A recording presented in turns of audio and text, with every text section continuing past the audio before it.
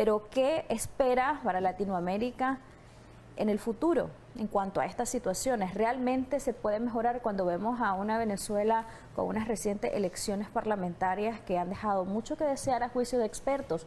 Cuando vemos a una Nicaragua sumida en una crisis política y económica desde hace más de 2 años, una situación bastante compleja de la cual vamos a conversar hoy día con un invitado quien ya nos hace el honor de acompañarnos. Con una vasta experiencia en Latinoamérica, Carlos Sánchez Berzaín, ex ministro de Defensa de Bolivia, politólogo, máster en Ciencias Políticas, abogado, articulista y también es exiliado y perseguido de su país. Bienvenido y gracias por estar aquí con nosotros. Encantado, mucho gusto a Jocelyn y Willy, encantado de participar en su programa, a sus órdenes. Un placer que nos acompañe, el gusto es totalmente nuestro. Pero quisiéramos iniciar justamente con el reciente proceso electoral en Venezuela, lo que ha dicho incluso el gobierno de Venezuela, que reclama todavía un triunfo mayor al que según ellos han tenido en estas recientes elecciones, fuertemente cuestionadas y vistas y manchadas quizá por esos cuestionamientos y también por el fuerte nivel de abstención que tuvo la población que estaba apta para votar en Venezuela. Bueno, yo creo que vale la pena poner en contexto la situación de la región, de las Américas, en el siglo XXI, o sea, en estos primeros 20 años que se cierran ahora en diciembre. Se trata de que en el siglo XXI hay 2 Américas, una América democrática y una América no democrática o dictatorial. ¿Recuerdan ustedes que el año 1999 había una sola dictadura en las Américas, que era la dictadura de Cuba, liderada por Fidel Castro, que agonizaba en su denominado periodo especial después de la implosión de la caída de la Unión Soviética y de la caída del muro de Berlín? Pero el año 99 llegó al poder en Venezuela precisamente Hugo Chávez y fue en auxilio de la única dictadura que había en las Américas, la dictadura cubana, y a partir de entonces el siglo XXI ha nacido marcado por una corriente que es la unión de Chávez con Castro, de Castro con Chávez, que recrea todas las malas prácticas de la dictadura cubana para expandirla en las Américas y que en ese camino repone el año 2007 en Nicaragua el gobierno sandinista de Ortega. En ese camino, el año 2006, hace presidente de Bolivia a Evo Morales. En ese camino pone en el Ecuador a Rafael Correa. En ese camino, el presidente de Venezuela, Hugo Chávez, se convierte en dictador, en gobernante permanente hasta que muere, y cuando muere instituye un sucesor, que es Nicolás Maduro, que de la mano de la dictadura de Cuba instala en Venezuela una especie de colonia, la plataforma principal de operación de lo que es el régimen castrista de Cuba. Y a partir de eso tenemos 20 años en los cuales este movimiento, que empieza llamándose populismo, movimiento bolivariano, después se llama socialismo del siglo XXI y hoy día se conoce como castrochavismo, es el grupo que controla las dictaduras, y hay que decirlo con claridad, dictaduras en las Américas, refactorizadas por Cuba, integradas por la dictadura de Venezuela, por la dictadura de Nicaragua y por la dictadura de Bolivia, y acompañadas por el gobierno de Fernández Kirchner de la Argentina, que mantiene la forma democrática pero que participa plenamente del grupo dictatorial. Entonces, en ese contexto hay una serie de hechos que suceden que caracterizan a estos regímenes. Le voy a dar algunos. Primero, todos son narcoestados, todos están vistos por la comunidad internacional como estados que propician y sostienen el narcotráfico. En segundo lugar, todos están en crisis económica porque son gobiernos de exceso, de abuso, donde no se respetan los derechos humanos y donde no concurre ninguno de los elementos esenciales de la democracia. Tercero, los elementos esenciales de la democracia son respeto a los derechos humanos y libertades individuales o derechos fundamentales, son división e independencia de poderes, vigencia del Estado de Derecho, elecciones libres y limpias y libre organización política. Y si usted mira Cuba, Venezuela, Nicaragua y Bolivia, en ninguno se cumple ninguno de esos elementos esenciales. Entonces, en ese marco de referencia es donde hay que ver lo que acaba de pasar el domingo que antecede, el 6 de diciembre en Venezuela, donde en dictadura el régimen ha maniobrado y falsificado una elección, que llama elección, que es en verdad una votación en la que ha tratado de forzar al pueblo venezolano a elegir una asamblea cuando la asamblea existe. Y ha sido objeto de una respuesta donde los venezolanos no han ido ni siquiera el 20% de los votantes a votar. El 18,4% ha sido la concurrencia, que ya es un acto de repudio a la dictadura. Pero además de eso, la dictadura castrochavista de Nicolás Maduro continúa con su operación y va a instalar ese Congreso con el resultado del 18,4% de votación, y de esa manera vamos a estar ante el ridículo de que Venezuela tenga 3 congresos. Tiene el Congreso legítimo, que está presidido por Guaidó, que es a la vez presidente legítimo de Venezuela, reconocido por casi 60 países. Tiene una constituyente que también ha falsificado y fabricado el régimen, y ahora tiene una nueva asamblea.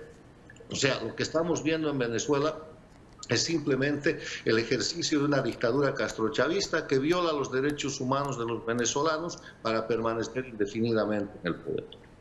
Estas otras dictaduras, como usted lo ha expresado, además de la de Venezuela, cuyo caso recientemente, hace unos segundos, estaba usted analizando, ¿hay más que se pueda hacer desde adentro de estos países y hay más que pueda hacer la comunidad internacional? Usted hablaba de que están ligados al narcotráfico, estos gobiernos o dictaduras. ¿Se podrían ver a sus gobernantes como delincuentes comunes y aplicarle alguna convención referida a estos casos? Ya está eso en aplicación, se llama la Convención de Palermo sobre la delincuencia organizada transnacional. Es una convención firmada el año 2000 por la cual la comunidad internacional, en el marco de las Naciones Unidas, acuerda con fuerza de ley para los estados, y eso es ley para Cuba, es ley para Venezuela, es ley para Nicaragua, es ley para Bolivia, para la Argentina, para todos los estados de las Américas y del mundo, que van a combatir los grupos delictivos que por agrupaciones de 4 o más personas cometan delitos, así estos tengan efecto fuera de las fronteras. Y en el caso específico de Cuba, Venezuela, Nicaragua y Bolivia, la Convención de Palermo ya ha empezado a ser objeto de aplicación en los tribunales de Nueva York y en los tribunales de la Florida. Este año se han abierto procesos contra Nicolás Maduro y en algún caso contra 10 y en otro caso contra 12 o 14 miembros de lo que es su régimen, acusados de lavado de dinero, acusados de narcotráfico, acusados de crímenes comunes muy importantes, y hay orden de captura internacional contra ellos con premio por su captura. La captura y entrega de Nicolás Maduro tiene un premio de $15 millones. La captura y entrega de Diosdado Cabello lo mismo. La captura y entrega de quien se hace pasar por presidente del Tribunal Supremo de Justicia de Venezuela tiene $10 millones.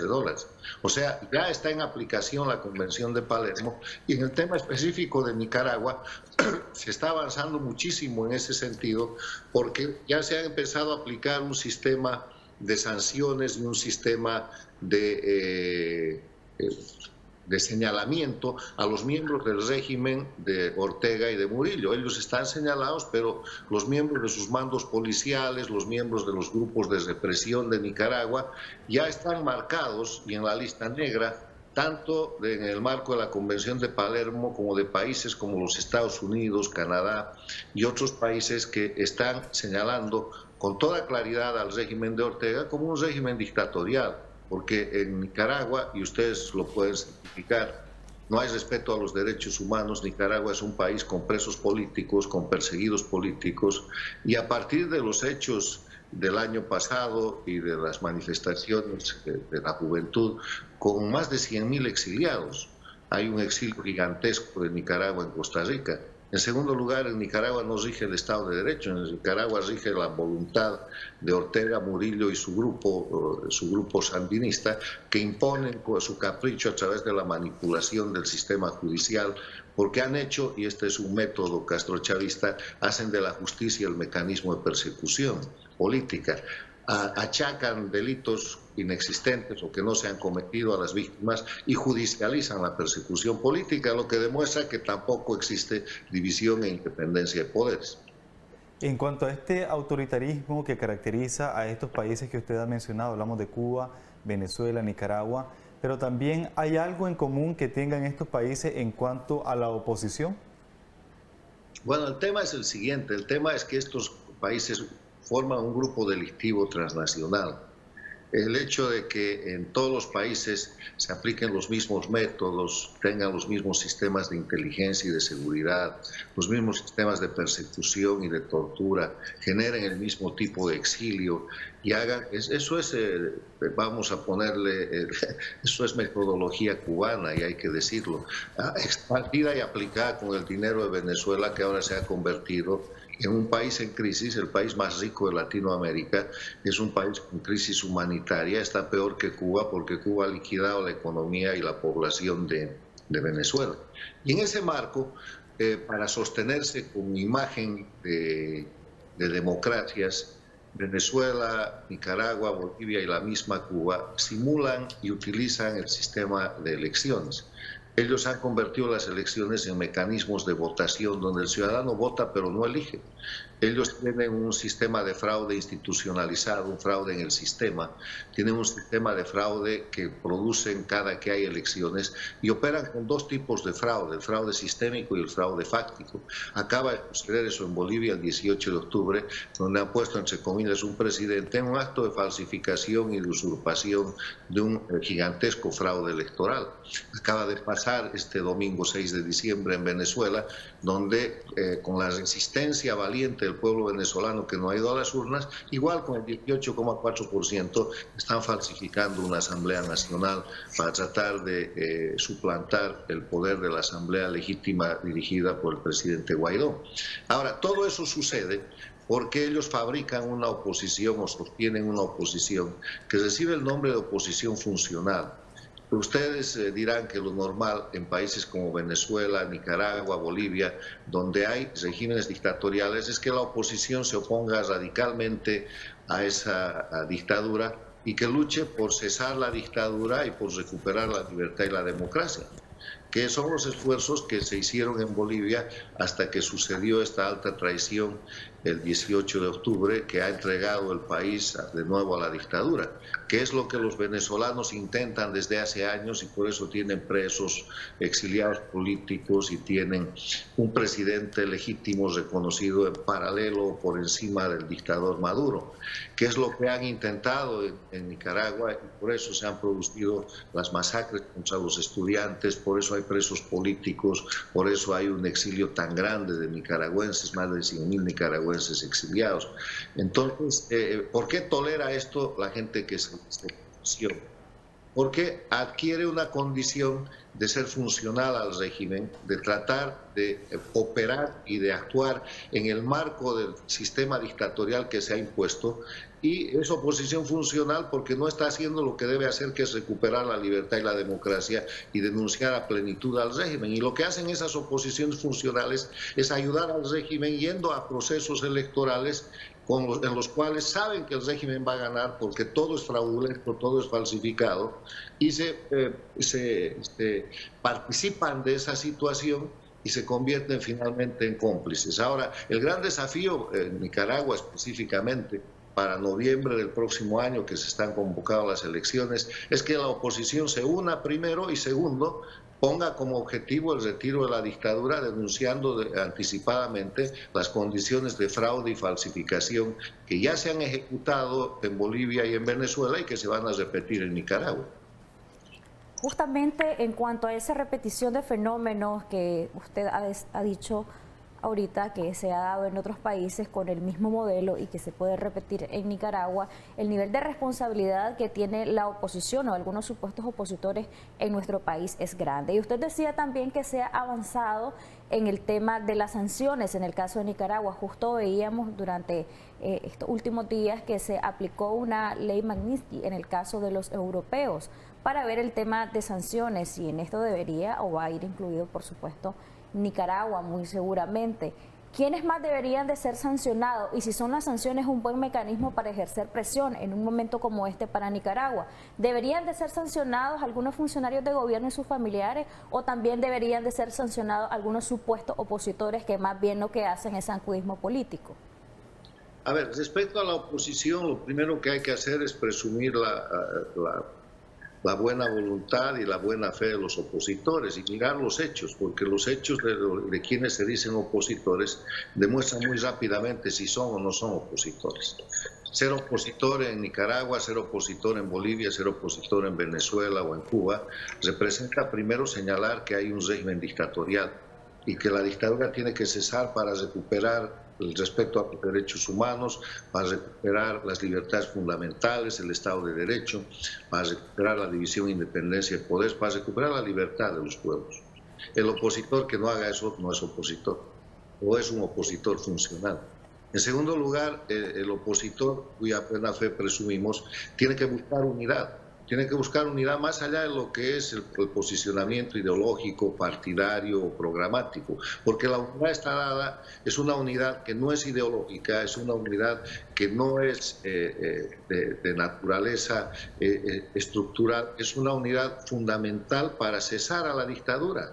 No es una unidad de que la derecha pelea con la izquierda, este no es un tema de derechas y de izquierdas, este es un tema de dictadura versus libertad y democracia, este es un tema vital para la existencia de los pueblos, en el caso específico de Nicaragua, Bolivia, Cuba y Venezuela. Entonces no se puede aceptar que la derecha o la izquierda se estén mirando entre ellos y esa sea la causa para no unirse para sacar al dictador. O sea, es una unidad de carácter patriótico, es una unidad de carácter nacional. Después de que se retira al dictador, entonces pueden volver cada uno a sus posiciones, de izquierda, de centro, de derecha, de más izquierda, y disputar en condiciones de democracia el poder. Y el tercer elemento que hay que mirar en los opositores es si señalan a la dictadura, si llevan adelante un proceso de unidad, la consistencia para sacar al dictador. Y eso supone ampliar la alianza a los sectores económicos de poder, específicamente en Nicaragua, que están señalados de ser cómplices del régimen dictatorial y que no van a tardar en entrar en las sanciones. Entonces, ahora vamos con eso al tema de las sanciones. Las sanciones están siendo cada vez ampliadas. La Organización de Estados Americanos tiene claramente señalado a Ortega y a Murillo como dictadores. Nicaragua está en el marco de la observación directa de lo que es una dictadura. El gobierno de los Estados Unidos, Canadá y países de Europa han empezado a poner sanciones tanto al país como a los individuos, y estas sanciones se pueden ampliar a cualquier persona que se demuestre que está cooperando con la dictadura de Nicaragua para violar los derechos humanos y las libertades fundamentales de los ciudadanos nicaragüenses. Y el tema es que viene la elección de noviembre y aquí la tensión va a ir subiendo porque la comunidad internacional va a ir incrementando las sanciones para forzar a Ortega y Murillo a que, si hay elecciones, lleve adelante unas elecciones libres y limpias, y para ayudar a la oposición a que se una y tenga una posibilidad de que esas elecciones no sean una farsa y sean el reflejo de la voluntad popular. ¿Podríamos ver algunos personajes de partidos políticos en nuestro país sancionados por la comunidad internacional? Todo puede pasar, yo no le voy a dar nombres porque el tema de la política interna de Nicaragua es de los nicaragüenses. Lo que yo le estoy dando son enunciados de principios, valores, conductas y del desarrollo de lo que es la política internacional en la región.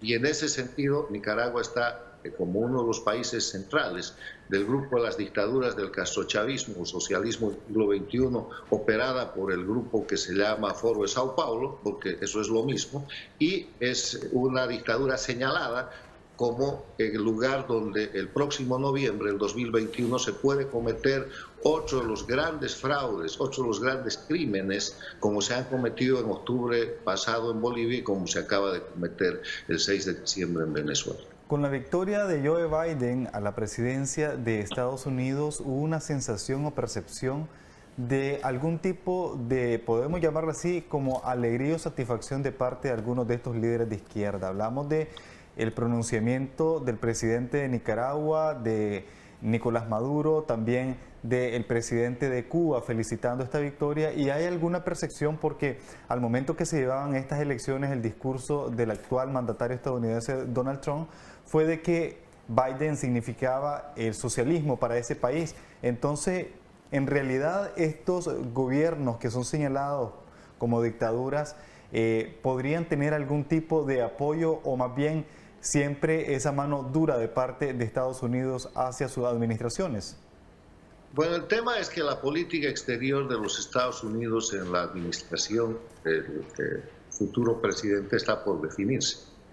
Mientras tanto, las señales que dan los dictadores de Cuba, Venezuela, Bolivia y Nicaragua son señales de que ellos están muy preocupados porque se mantenga la política exterior que estableció el presidente Trump.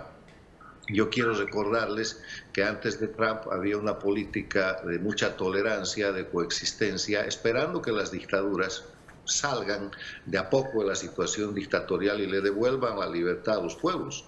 En ese camino el presidente Obama incluso abrió relaciones de Estados Unidos con Cuba.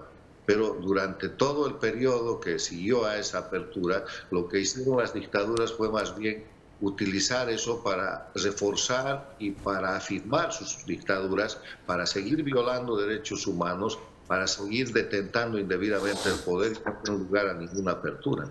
Entonces, cuando llegó al gobierno el presidente Trump, cambió la política exterior en 180 grados y volvió a la política exterior en la cual con sanciones y con presiones se exige el respeto a los derechos humanos y se exige el cese de las dictaduras en estos países. Y en ese sentido, ahora que han habido elecciones en Estados Unidos, los dictadores están tratando de celebrar y tratando de influir en el cambio para volver seguramente a una posición en la cual tengan menos sanciones y más posibilidad de seguir oprimiendo a los pueblos. Pero la política exterior de los Estados Unidos, con cambio de gobierno, está por definirse.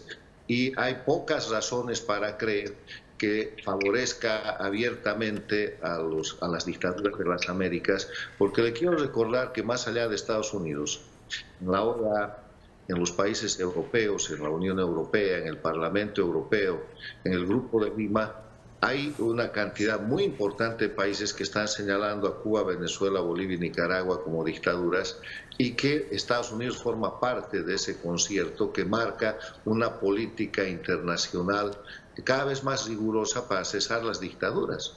No hay manera de que continúe la situación en Cuba, donde hoy día hay huelgas de hambre y el grupo llamado San Isidro de artistas está reclamando abiertamente y el régimen cubano se ha visto forzado a sacar tanques y a sacar armas pesadas para reprimir al pueblo. Tiene una crisis muy seria.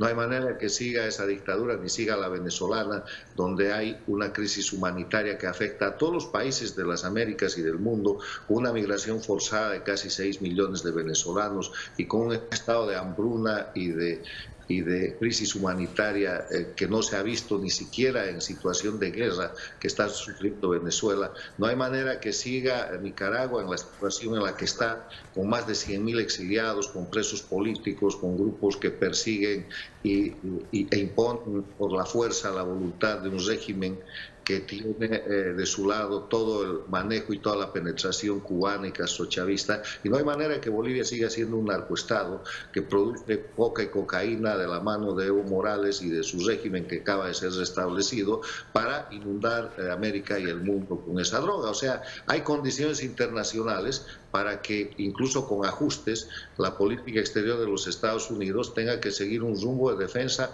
de los principios y valores de los Estados Unidos. De Estados Unidos, la democracia más grande y más importante del mundo. Estados Unidos está fundada en el respeto a los derechos humanos, en la libertad individual, en el derecho de propiedad, en la libre iniciativa, en una serie de características que se pueden resumir en el término libertad. Y eso es lo que defiende en su política exterior. En el caso de Nicaragua, a nivel interno, ¿qué se puede hacer para que la situación de nuestro país no continúe siendo la misma? ¿Usted ve en este momento para Nicaragua o a corto plazo, antes de las elecciones, una posibilidad de diálogo, de un diálogo incluyente, genuino y con interés de nación, o esa posibilidad de diálogo, a su juicio, quedaría abortada para Nicaragua? Mire, cuando los dictadores del socialismo del siglo XXI, del castrochavismo, invocan o realizan el diálogo, se ha demostrado históricamente que eso es un engaño. En Venezuela se vienen haciendo diálogos desde los tiempos de Chávez y todo siempre ha servido para dividir la oposición, para comprar opositores, para amenazar opositores y para que el régimen permanezca. Lo mismo ha sucedido en Cuba y lo mismo ha sucedido en Bolivia. Cuando hablan de diálogo, es diálogo para mantener el régimen. O sea que no va a ser diferente el diálogo en Nicaragua. Y ustedes ya tienen experiencia. Ortega y Murillo han hecho diálogos en el peor momento de crisis, cuando se estaba prácticamente cayendo y el pueblo nicaragüense lo sacaba del poder, y lo han hecho para quedarse y se han quedado. O sea, el diálogo en el castrochavismo, en el socialismo del siglo XXI, es engaño.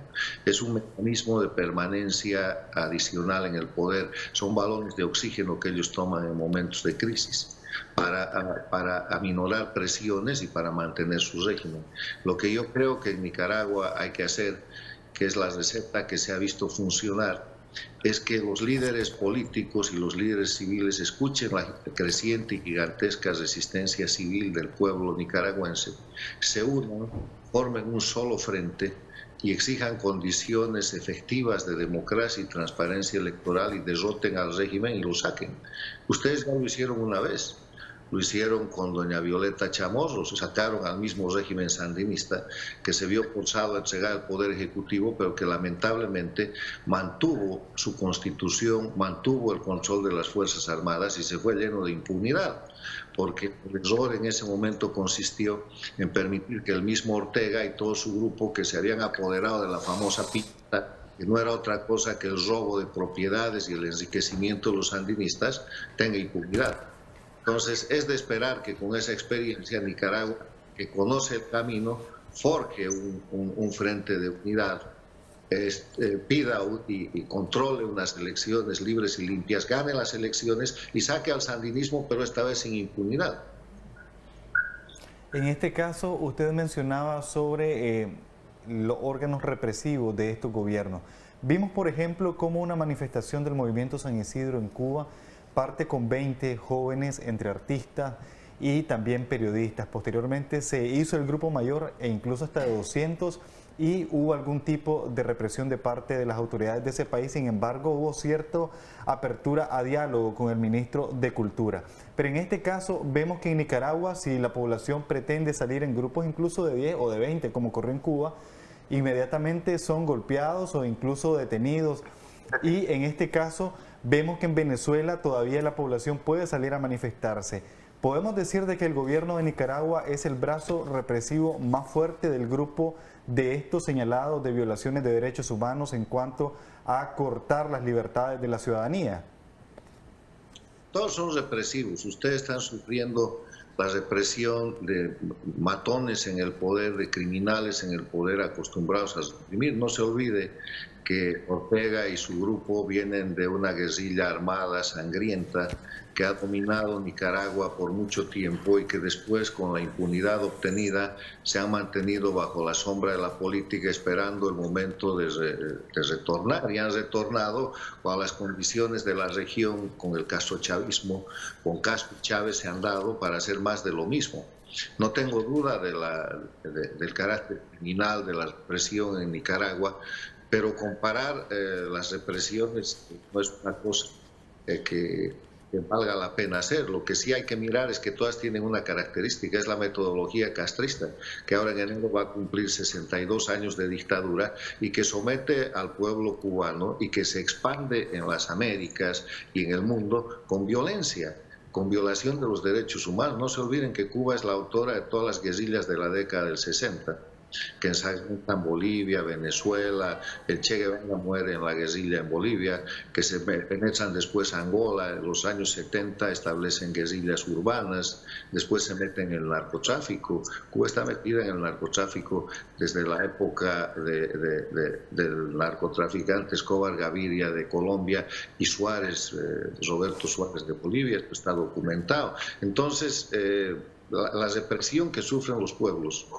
en Cuba, en Nicaragua, en Venezuela y en Bolivia es una represión que tiene como característica la violación de los derechos humanos, la brutalidad de la tortura y la presión que ejerce el sistema cubano, que es una mezcla de metodologías traídas de los más oscuros sistemas dictatoriales, el sistema soviético, la Stasi, la KGB, y que ellos han perfeccionado para oprimir a los pueblos. Y eso está siendo aplicado por Ortega y por Murillo con absoluta hazaña para no permitir que el pueblo se levante, porque yo creo que un levantamiento en Nicaragua en las condiciones actuales no lo aguanta el régimen y está tratando de controlar eso por medio de lo que saben hacer, el terror. El terror es el instrumento de las dictaduras para evitar el levantamiento de los pueblos, pero también el terror y el miedo tienen un límite. Mire Cuba.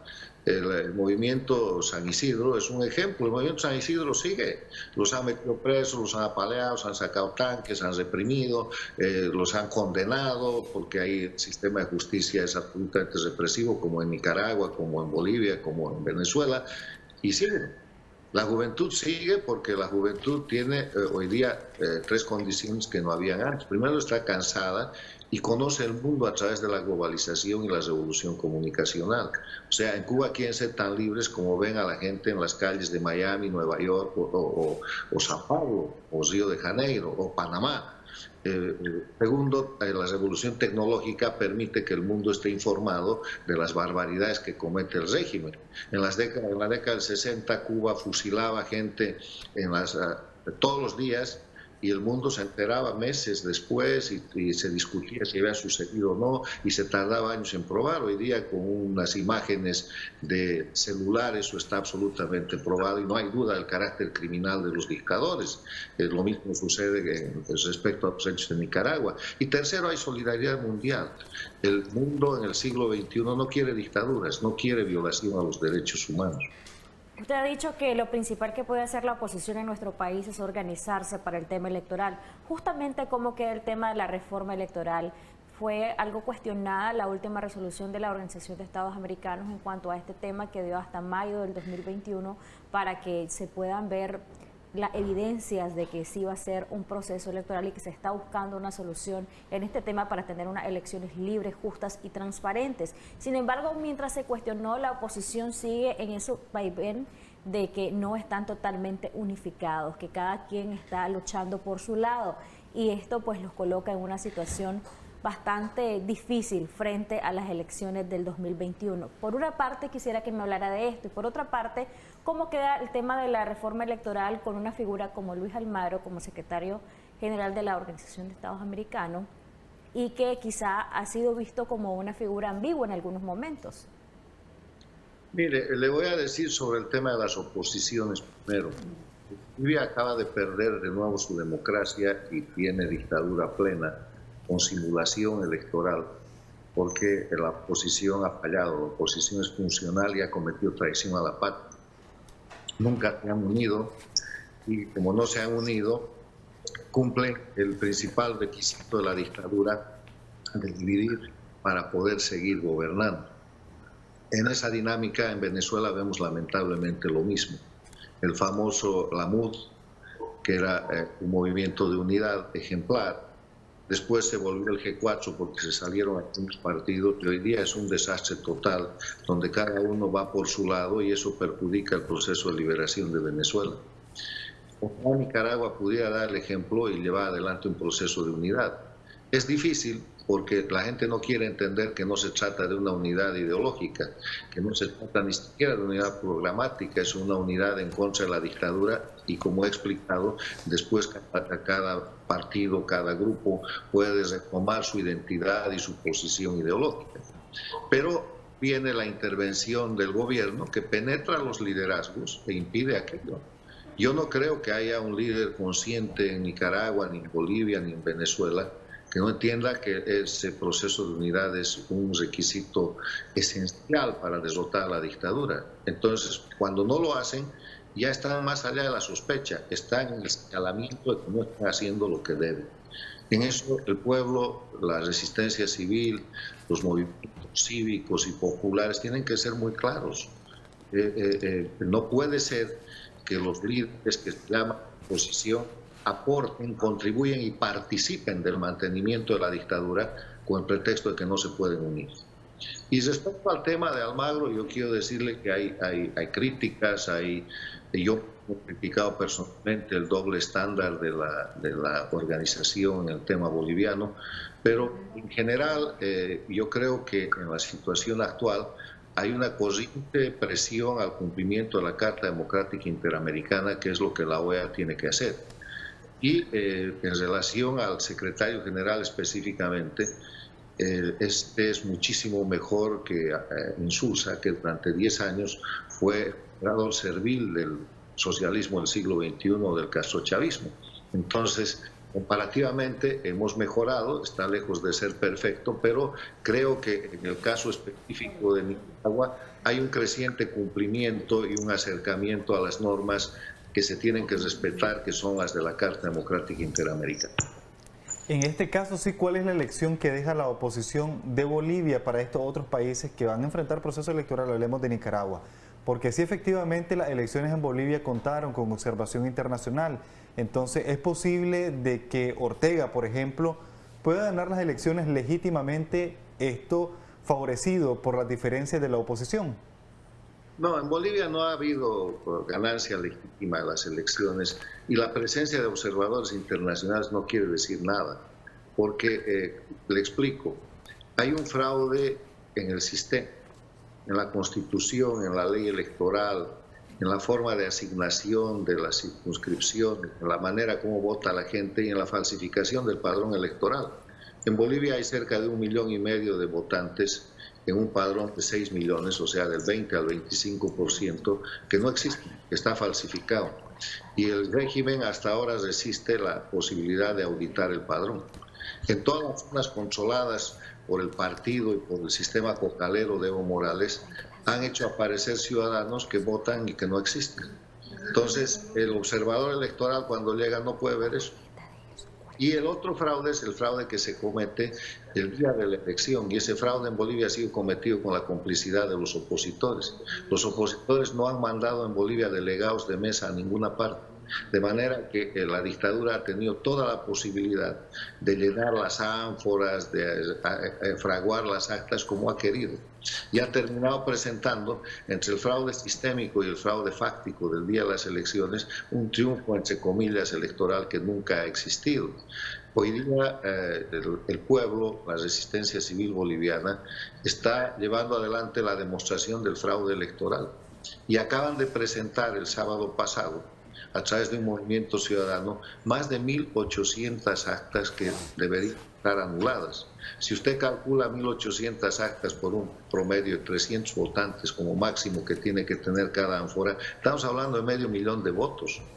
Y el sistema electoral se ha apurado en certificar y en posesionar, inclusive adelantadamente, al presidente de la dictadura. Entonces, fraude electoral hay, y la presencia de observadores internacionales no quiere decir que eso haya dejado de existir. Y en Bolivia el fraude se va a demostrar el momento en que el régimen o la OEA o alguien permita una auditoría del padrón electoral, donde va a aparecer cerca de 1,5 millones de bolivianos que no existen, donde votan los muertos, donde se vota duplicado, donde se utilizan falsos nombres, porque el régimen controla el sistema de certificados de nacimiento, el sistema de identificación personal y el sistema electoral. Ahí está el fraude en el sistema. Pero además hace leyes que dicen que, por ejemplo, en las áreas rurales se pueden designar, no elegir, lo que ellos llaman diputados indígenas originarios, campesinos, que es bajo un sistema prácticamente fascista, 8 o 9 de esos diputados integran la asamblea. Y además de eso hacen desaparecer el voto universal o el sufragio universal, porque extinguen la igualdad de los ciudadanos, en sentido de que en el área rural con 200, 300 votos se puede elegir un diputado, y en el área urbana necesita 300.000 votos para el mismo diputado. O sea, lo que el Consejo, a partir de la experiencia de Bolivia, de lo que es la oposición de Bolivia en las elecciones del 18 de octubre, y lo que puede aprender la oposición en Nicaragua, en Bolivia está lo que no se debe hacer. La oposición de Bolivia ha sido absolutamente funcional, se ha mantenido desunida, le ha hecho el juego al régimen para permitir que la dictadura haga un colosal fraude electoral, no ha mandado delegados siquiera a las mesas electorales el día de la elección, y se ha apurado a reconocer un triunfo que es una falsificación. justamente muchos dicen en nuestro país, por ejemplo, que no todo lo legal es justo. Y hablando de los partidos políticos de oposición, no han actuado con justicia. No se deben, a juicio de muchos, a la ciudadanía que los eligió, si es que se puede llamar que se les eligió. Y vamos a esto, si usted pregunta a alguien, algún simpatizante del gobierno o al presidente, a su gabinete de gobierno, dicen, fuimos un gobierno electo a través de un proceso electoral constitucional y legal. Sin embargo, he ahí el cuestionamiento de muchos verdaderos opositores que dicen, no todo lo legal es justo, llegaron al gobierno producto de pactos, producto de reformas. Sin embargo, en la Asamblea Nacional, muchos consideran que se está viendo más de lo mismo, más pactos y más componentes a favor de los intereses personales, de permanecer ahí como diputados vitalicios en algunos casos y no del interés de nación. Bueno, usted tiene razón y eso refleja un concepto que hay que recordar, que se llama las leyes infames. Estas dictaduras, Cuba, Venezuela, Bolivia, Nicaragua, han pasado de ser dictaduras de fuerza a ser dictaduras electoralistas. Una dictadura electoralista es la dictadura que para mantener indefinidamente en el poder a un grupo o a un dictador, viola los derechos humanos, pero usa el sistema de votación como pretexto para presentar una democracia. Ellos quieren asimilar las elecciones a democracia y eso es absolutamente falso, porque las elecciones, que además tienen que ser libres, limpias y justas, son solo un elemento de la democracia. Falta el respeto a los derechos humanos, el Estado de Derecho, la división de independencia de poderes, la libre organización política. Un país que tiene presos políticos, perseguidos y exiliados políticos no puede alegar por elecciones que haga que es una democracia, porque en esas elecciones además escogen quiénes son los candidatos de oposición, porque están impidiendo que candidatos en el exilio, en la cárcel o bajo persecución sean candidatos. Entonces, en ese sentido, las dictaduras electoralistas producen lo que se llaman leyes infames. Controlan el órgano legislativo y empiezan a hacer leyes que favorecen al régimen, pero que sin embargo violan los derechos humanos. Son leyes en cuanto a la forma, siguen el procedimiento legislativo, pero en el contenido son instrumentos de violación de los derechos humanos de manera absoluta.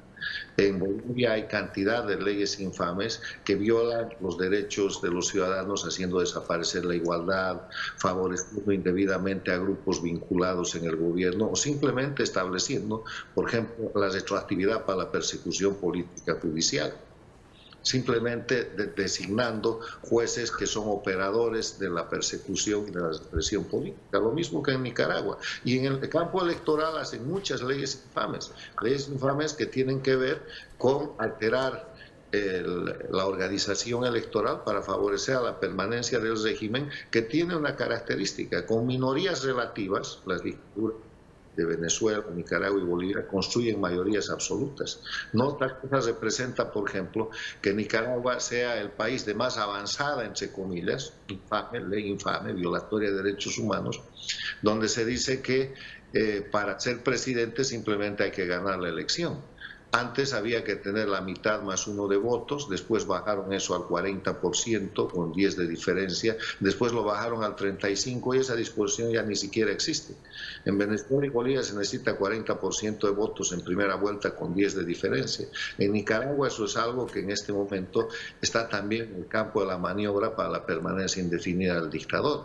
Van a terminar diciendo que gana la elección con un voto, así sea con el 20 o 30% de apoyo, y es de nuevo presidente. Y eso no es democracia. Y precisamente sin elecciones creíbles, ¿a qué se expone Nicaragua el próximo año? Que sea desconocida por parte de la comunidad internacional, que sigan las sanciones, pero también hemos visto que todos estos gobiernos son sancionados y todavía se sostienen. Entonces, ¿hay desesperanza para la población o qué es lo que podría ser? La regla contra las dictaduras es resistir y persistir. Las dictaduras tienen que caer. La dictadura de Nicaragua, la dictadura de Cuba, la de Bolivia, la de Venezuela tienen que cesar, porque son contra natura, están yendo contra la libertad de la gente. Los pueblos resisten.